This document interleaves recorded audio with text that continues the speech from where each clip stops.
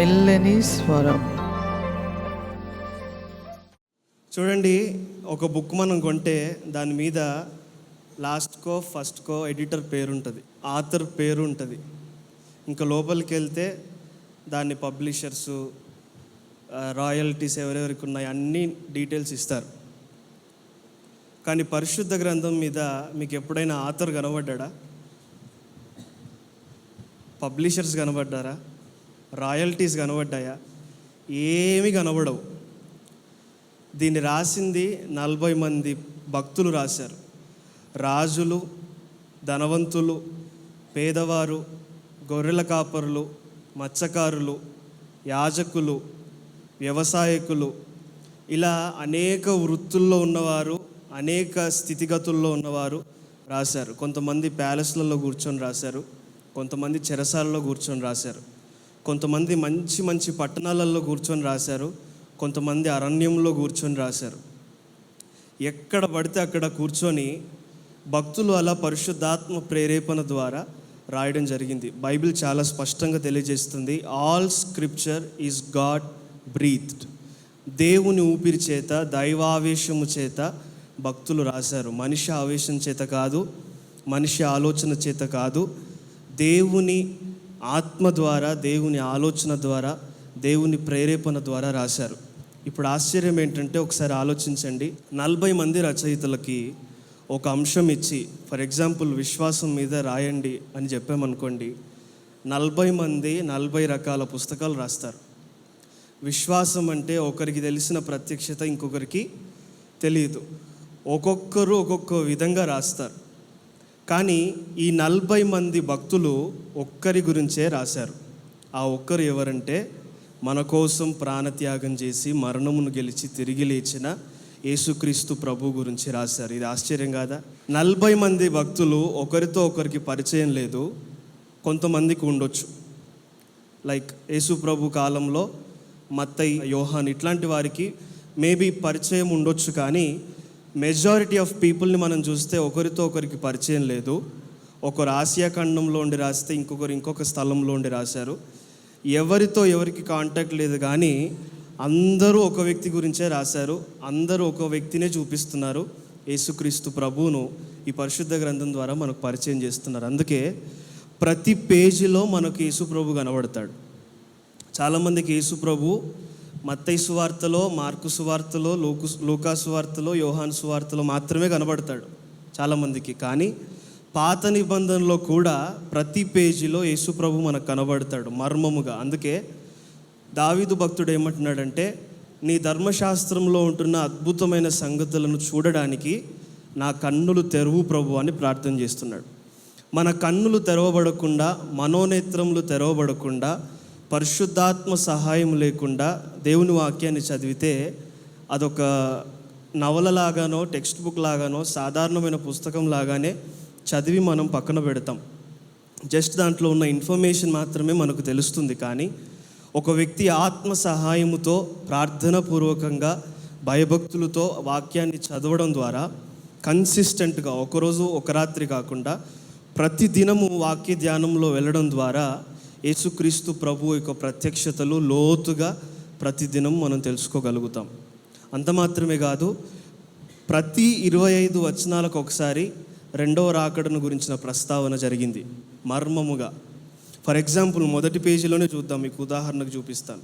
ఒకసారి ఆదికాండం 1వ అధ్యాయంలో 3-4 వచనాలు చదువుదాం. దేవుడు వెలుగు కమ్మని పలకగా వెలుగు కలిగెను, వెలుగు మంచిదైనట్టు దేవుడు చూచెను. ఈ మాట నాతో పాటు చదవండి. దేవుడు వెలుగును చీకటిని వేరుపరిచెను. చీకటిని వెలుగును వేరుపరిచాడంట. ఇక్కడ చీకటి మేకలకు సాదృశ్యంగా మనం చూడొచ్చు, వెలుగు గొర్రెలకు సాదృశ్యంగా చూడొచ్చు. మత్తయి సువార్తలో మనం చూస్తే యేసు ప్రభు నీతిమంతులను కుడివైపున, భక్తిహీనులను ఎడమ వైపున తీసుకొచ్చాడు, వేరుపరిచాడు. ద డే ఆఫ్ రిడెంప్షన్ రాబోతా ఉంది. తీర్పు దినమున దేవుని రక్తం చేత కడగబడి నీతిమంతులుగా, పరిశుద్ధులుగా బ్రతికిన వారు ఒకవైపు, నరకపాత్రులు మరొక వైపు ఉంటారు. వేరుపరచడం. ఇలా పరిశుద్ధ గ్రంథంలో మర్మముగా 25 వచనాలకు ఒకసారి ఆ యొక్క రెండవ రాకడ గురించిన ప్రస్తావన జరిగింది. చూడండి, ఎందుకు ఇవన్నీ నేను చెప్తున్నానంటే, బైబిల్ మనం చదవాలి, బైబిల్లో ఉన్న విషయాలు తెలుసుకోవాలి, బైబిల్లో దేవుడు మనతో ఏమని చెప్పాలనుకుంటున్నాడో వాటిని మనం గ్రహించాలి, ఆ వాక్యం చేత మనం నింపబడాలి. లేకపోతే ఆపద దినమున, తీర్పు దినమున మనం తప్పించబడడం కష్టం. ఇప్పుడు మనం ఉన్న కాలము చాలా క్లిష్ట పరిస్థితి, చాలా చీకటి ప్రబలుతున్న కాలము, అంధకార శక్తులు చాలా విజృంభిస్తున్న కాలం. ఇప్పుడు వాక్యము లేకుండా, ప్రార్థన లేకుండా మనకి ఇష్టం వచ్చినట్లు జీవిస్తే త్రోవ తప్పిపోవడం చాలా ఈజీ. మనం ఇంతగా వాక్యం ఎందుకు చెప్తున్నాం, ఇన్ని ప్రేయర్ మీటింగ్స్ ఎందుకు, మీడియాలో ఇంత వాక్యం ఎందుకు వస్తూ ఉందంటే ఇప్పుడు చాలా మనకు అవసరం. కాబట్టి పైన చదవడం కాకుండా, ఏదో పోటీ పడడానికి చదవడం కాకుండా, నిజంగా దేవుడు ఏం చెప్పాలనుకుంటున్నాడు, ఆయన హృదయం ఏంటి, ఆయన మార్గములు ఏంటి తెలుసుకోవడానికి, గ్రహించడానికి మనం చదవాలి, ధ్యానించాలి. కాబట్టి ఈరోజు నుంచి మీరు ఏం చేయాలంటే దేవుని వాక్యాన్ని ఏం చేయాలి, చదవాలి. దావీదు ఏమంటున్నాడు 1వ కీర్తనలో, దివారాత్రములు నేను ఆయన ధర్మశాస్త్రమును ధ్యానిస్తానంటున్నాడు. మనం దివారాత్రములు ధ్యానించే అనుభవం లేదు. కనీసం 1 గంట, కనీసం 2 గంటలు, 24 గంటల్లో దేవుని సమయానికి కేటాయించలేమా? ఒకసారి స్క్రీన్ టైం చూసుకోండి. మీ మొబైల్లో ఎన్ని గంటలు మొబైల్ పట్టుకొని ఉంటున్నారు, యూట్యూబ్లో ఎంత ఉంటున్నారు, ఇన్స్టాగ్రామ్లో ఎంత ఉంటున్నారు, వాట్సాప్లో ఎంత ఉంటున్నారు, ఒకసారి చూసుకోండి. అవి మీకు ప్రయోజనకరమైతే రేపు తీర్పు దినమున, ప్రభువా నేను వాట్సాప్లో 6 గంటలు ఉన్నానయ్యా అని చెప్పగలిగితే కంటిన్యూ చేయండి. అది ప్రయోజనం కాదు, ఆత్మకు ఎటువంటి బెనిఫిషియల్గా లేదు అంటే మరి ఆలోచించండి, మేలైంది ఏంటి? పౌలు ఏమంటున్నాడంటే, ఏవి సత్యమైనవో, ఏవి మాన్యమైనవో, ఏవి న్యాయమైనవో, ఏవి పవిత్రమైనవో, రమ్యమైనవో, ఖ్యాతి గలవో, వాటి మీద మనం ధ్యానము ఉంచాలంట. వేటి మీద? సత్యమైనవేంటో, రమ్యమైనవేంటో, పవిత్రమైన ఏంటో, న్యాయమైన ఏంటో, ఖ్యాతిగలవేంటో, ఇవన్నిటి మీద మనము ధ్యానం ఉంచి మన జీవితంలో ముందుకు వెళ్ళాలి. ఇవి కాకుండా అన్నిటి మీద ఉంటుంది మనకు ధ్యానం. ఏది అసత్యము దాని మీద బాగా ఇంట్రెస్ట్ ఉంటుంది, ఏది అన్యాయము బాగా ఇంట్రెస్ట్ ఉంటుంది, ఏది అపవిత్రము కానీ దేవుని వాక్యం మీదకి వచ్చేసరికి ఆసక్తి ఉండదు. జాగ్రత్త. ఇలా మనం ధ్యానం ఉంచినప్పుడు ఏం జరుగుతుందంటే బైబిల్ గ్రంథంలో ఉన్న భక్తులలాగా మనం మారుతాం. బైబిల్ గ్రంథంలో భక్తులు ఎలా ఉన్నారంటే, యోహాను సువార్త 5వ అధ్యాయము ఒక వ్యక్తిని చూద్దాం. 35వ వచనం, అతడు మండుచు ప్రకాశించుచున్న దీపమై ఉండెను. ఎవరతను? బాప్తిస్మ ఇచ్చు యోహాను గురించి ఉంది అక్కడ మాట. అతను ఎలా ఉన్నాడంట? మండుచు ప్రకాశించుచున్న దీపమై ఉండెను. మనం ఎలా ఉన్నాం? మండుతున్నామా? మండుచు ప్రకాశించుచున్న దీపమై ఉన్నాడంట. ఇది యోహాను భక్తుడు బ్రతికిన కాలంకు, ఆ స్టైల్కి తగినట్లుగా రాశారు. అప్పుడు మనలాగా ట్యూబ్ లైట్స్, ఎల్ఈడీస్ లేవు కదా.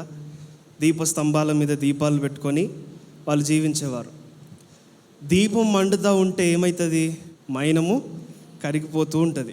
అది కరిగిపోతే తప్ప అది వెలగదు, రూమ్లో ఉన్న వారికి వెలుగు ఇవ్వదు. చూడండి, యోహాను భక్తుడు ఆ జనరేషన్కి ఎలా ఉన్నాడంటే, అతడు మండుతూ ప్రకాశిస్తూ ఉన్న దీపములాగా ఉన్నాడంట. అంటే తన జీవితం యేసుక్రీస్తు ప్రభు కొరకు కరిగిపోతూ, త్యాగమైపోతూ, ఆ యేసుక్రీస్తు ప్రభువును చూపించే ఒక భక్తునిగా జీవించాడు. ఈరోజు మన జీవితంలో యేసుక్రీస్తు ప్రభు కనబడుతున్నాడా? ఈ వాక్యాన్ని ఎప్పుడైతే మనం ధ్యానించి దీంట్లో ఉన్న ప్రత్యక్షతలు పొందుకుంటామో మనలో ఒక ఆశ, ఒక హంగర్ పుడుతుంది. నేను యేసుక్రీస్తు ప్రభువులాగా బ్రతకాలి, ఆయనను చూపించే జీవితాన్ని నేను జీవించాలి. సత్యమేంటో, న్యాయమేంటో, ఖ్యాతిగలవేంటో, రమ్యమైనవేంటో నేను వాటిని కలిగి జీవించాలి, ఈ లోకానికి చూపించాలన్న ఆశ మనలో పుడుతుంది. అందుకే యేసు ప్రభు అన్నాడు, మీరు లోకమునకు వెలుగై ఉన్నారు, మీ తండ్రి మహిమపరచబడినట్లుగా మీ వెలుగు ప్రకాశింపనీయుడి అన్నాడు. యోహాను భక్తుని జీవితాన్ని చూస్తే చాలా సాక్రిఫైసెస్ చేశాడు. తన జీవితమే నాజీరు చేయబడిన జీవితం. చిన్నప్పటి నుంచి కూడా అపవిత్రమైనవి ముట్టిన వ్యక్తి కాదు, మద్యంను సేవించిన వ్యక్తి కాదు, చాలా పవిత్రముగా ఒక సపరేటెడ్ లైఫ్ని జీవించిన వ్యక్తి. అలా పరిశుద్ధపరుచుకుంటూ దేవుని కోసం రోషం కలిగి జీవిస్తున్నాడు. అన్ని అపోజిషన్సే. ఈరోజు వెళ్ళి పశ్చాత్తాపపడండి అని ప్రకటిస్తూ ఉంటే అక్కడికి వచ్చి ప్రశ్నించేవారు. నువ్వు ఏ అధికారంతో ప్రకటిస్తున్నావు? నువ్వు ఎవరివి? నువ్వు ప్రవక్తవా, ఏలియావా, అసలు నువ్వు ఎవరివి అని ప్రశ్నించిన వారు ఉన్నారు. అపోజిషన్, వ్యతిరేకతల గుండా వెళ్తున్నాడు, పోరాటాల గుండా వెళ్తున్నాడు. కానీ పరిస్థితులు ఎంత క్లిష్టముగా ఉన్నా, ఎంత కష్టతరముగా ఉన్నా కూడా తన మిషన్ ఏంటో మర్చిపోలేదు. దేవుడు తన పట్ల కలిగి ఉన్న ఉద్దేశం ఏంటో మర్చిపోకుండా ఆయన ఎందుకు వచ్చాడో ఆ పనిని జరిగిస్తూ ఉన్నాడు. యేసుక్రీస్తు ప్రభు కొరకు త్రోవను సిద్ధపరుస్తూ, ఆయన గొప్పతనం ఏంటో ప్రకటిస్తూ, ప్రజల జీవితాల్లో ముందుగానే విత్తనాలు వేస్తూ జీవిస్తూ ఉన్నాడు. ఒకానొక సమయం వచ్చింది, హేరోదు దగ్గర ఖైదీగా వెళ్ళిపోయాడు. అప్పుడు ఒక ప్లేట్లో తన తలను తీసుకొని వచ్చి ఇచ్చారు.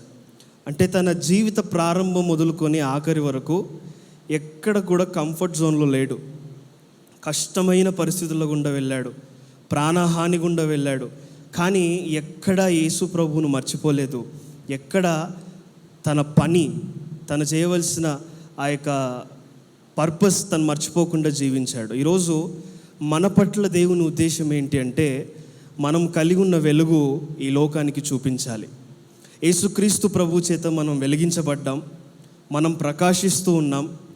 ఈ ప్రకాశమైన వెలుగు, ఈ నిజమైన వెలుగు లోకానికి కనబడాలంటే యోహాను భక్తునిలాగానే మనము కూడా త్యాగం అయిపోవాలి.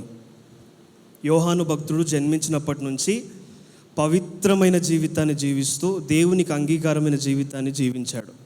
ఈరోజు మన జీవితంలో కూడా వదిలిపెట్టాల్సినవి, గట్టిగా చెప్దాం, వదిలిపెట్టాలి. త్యాగం చేయాల్సినవి చేసేయాలి.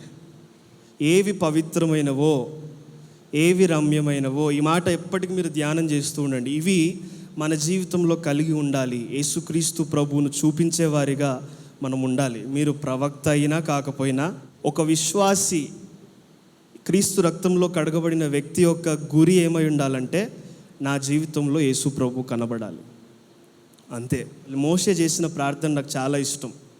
33వ అధ్యాయంలో, ప్రభువా నీ మార్గములు నాకు బోధించు, నీ సన్నిధి నాతో రావాలి. ఈ రెండే అడుగుతాడు. నీ మార్గములు ఏంటో తెలుసుకోకుండా నేను ముందుకు వెళ్ళలేను, నేను జీవితంలో ఏమి చేయలేను. నీ సన్నిధి లేకపోతే మాకు విజయం రాదు. నీ సన్నిధి ఉండాలి, నీ మార్గములు ఏంటో నాకు తెలియాలి. ఈ రెండు నిజంగా చాలా విలువైన ప్రార్థనలు. కాబట్టి ఈరోజు నుంచి ఒక అలవాటుగా మీ జీవితంలో కలిగి ఉండండి. ఏమనంటే, వాక్య ధ్యానము ద్వారా ఆయన మార్గములు ఏంటో తెలుసుకోండి, ఆయన మన కొరకు కలిగి ఉన్న ఉద్దేశములు ఏంటో తెలుసుకోండి. లోతుగా వెళ్ళండి. పైపైన కాకుండా లోతుగా వెళ్ళండి. ప్రార్థనలో మంచి యోధులుగా, బలవంతులుగా మారండి. అపవాదిని ఎదిరించి జయించే ఒక వీరులుగా మారండి. క్రీస్తును మీ జీవితంలో కనపరిచేవారిగా జీవించండి. తద్వారా తండ్రి మన జీవితాన్ని బట్టి మహిమపరచబడతాడు. ఆమెన్.